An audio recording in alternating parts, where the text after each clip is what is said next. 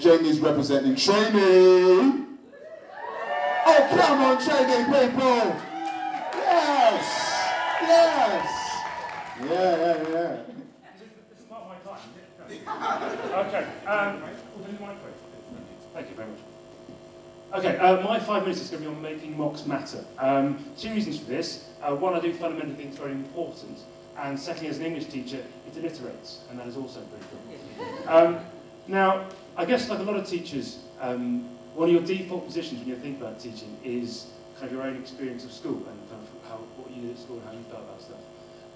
Now, obviously, I come across as very gangster and very street, but surprisingly, I actually went to a rather nice private school in the West Country. And at my very nice private school in the West Country, we used to do exams twice a year, every year group. We'd have exams every Christmas, exams every summer from year 7 all the way through.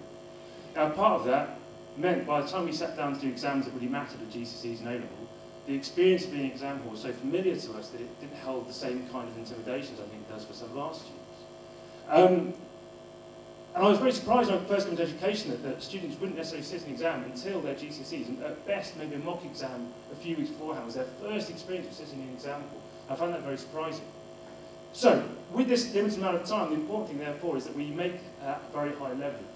So, one of the first things we're doing, we're just running 2 mock exams for Year 11 this year. The first one will be the first week back after Christmas. That's ruining everyone's Christmas for Year 11. It's going to be a walking, talking mock. We're going to go through the exam, or through an exam, with them step by step. And so, with timings and everything they need to know. So, here you sit down, first thing, read the questions, 2 minutes. Then read the source material that goes with it, 30 minutes. Do that now. We then go through what they need to do on each and every single question. So there's the first question of the exam. Here are the skills being assessed. Here's the technique for approaching that exam. Are there any Year 11s in the room currently? Good, I'm not giving it away. Here's the technique. So you need 4 points. 4 ideas plus quotation, then discuss the impact to the reader.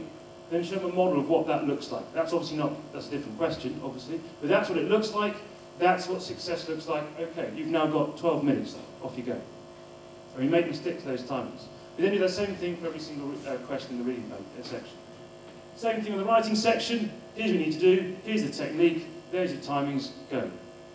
There's a number of effects. First of all, they understand what they need to do to be successful. Second of all, they get the experience of completing an exam, which a lot of students don't get. I ran out of time.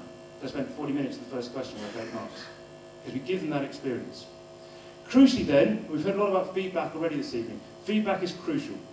And the feedback process is what we feel has been most successful for us in the last couple of years. So the first thing is, okay, what do you need to do to be successful in the reading section of the exam? It's those things. We then ask them, we give them one of these.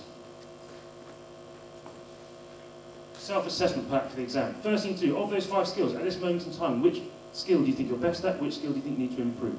They select that themselves before they look at their exam script. They then get their exam script back. It's been marked, but there are no annotations anywhere on their mark, on their exam. They get it back exactly as they gave it to us. We then go through that exam and they mark their exam. For every question, we go through into what the skills required in each of those questions, and there's some success criteria for what you need to do to be successful. They go through their exam and they mark each and every question. On this, they get a pack, that's all in there.